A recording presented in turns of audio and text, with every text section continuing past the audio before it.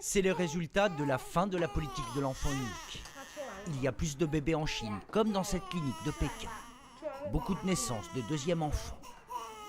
Un an après la décision du Parti communiste chinois, il y a bien une hausse de la natalité. La directrice de cet établissement, créé il y a 17 ans, s'en réjouit. Les mamans qui ont leur deuxième enfant représentent 30% de nos clientes. Et évidemment, elles sont beaucoup plus nombreuses qu'auparavant. Avoir un autre enfant, la famille Guo n'attendait que ça.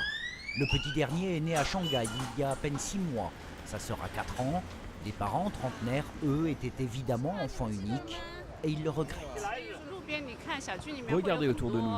Il y a beaucoup de mamans enceintes qui attendent leur deuxième enfant.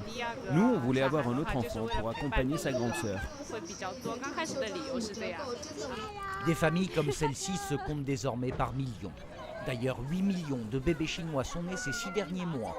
Près de la moitié seraient des deuxièmes enfants. Parce que la population vieillit trop vite, le gouvernement a mis fin à 40 ans de contrôle des naissances, qui était appliqué de façon très stricte pour limiter les familles à un seul enfant.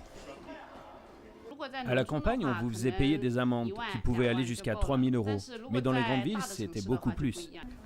Amendes, avortements forcés depuis 1979. 400 millions de naissances auraient ainsi été évitées. C'est une chose du passé. À 35 ans, Wang Ling, fonctionnaire, vient d'avoir son deuxième bébé.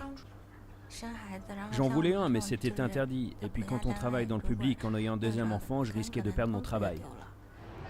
Ce n'est pas encore un baby-boom, mais on prévoit tout de même ici 3 millions de naissances supplémentaires par an pour les 5 prochaines années. Les salles de maternité sont bondées, les hôpitaux publics en surchauffent. En fait, nous faisons un énorme effort pour répondre aux besoins, tant la demande est forte. On est en train d'agrandir les espaces d'accueil et d'embaucher plus de personnel, plus de médecins. Autre conséquence de la fin de cette politique de l'enfant unique, l'augmentation de la consommation. Elle se mesure déjà dans les boutiques pour enfants qui voient leur chiffre d'affaires augmenter. Nos ventes pour les vêtements de nouveau-nés ont augmenté de 30%. Et s'il est un métier promis à un grand avenir en Chine, c'est celui de nounouaï en chinois.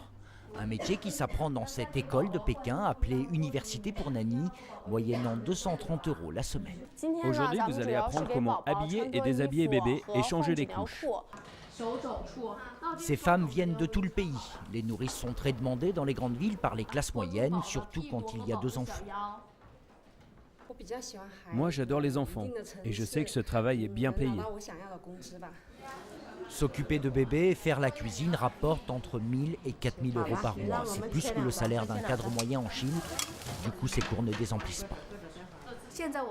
En Chine, dans beaucoup de villes comme Shanghai, Suzhou, Shenzhen, nous avons ouvert des branches de notre université de Nanny.